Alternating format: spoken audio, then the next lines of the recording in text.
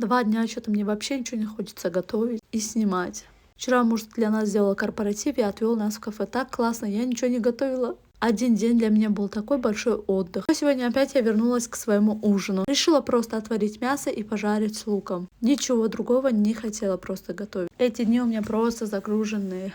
Не знаю, по дому что-то делать или вещи уже нужно собирать. Мы уезжаем в деревню. Точнее, я уезжаю, а муж остается в городе. Он приедет 1 числа.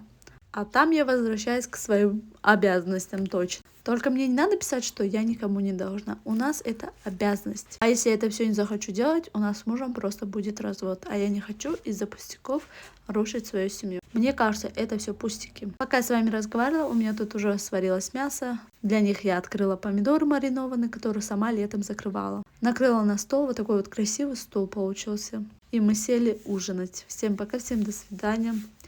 Ставьте лайки, подпишитесь. Я вас всех люблю.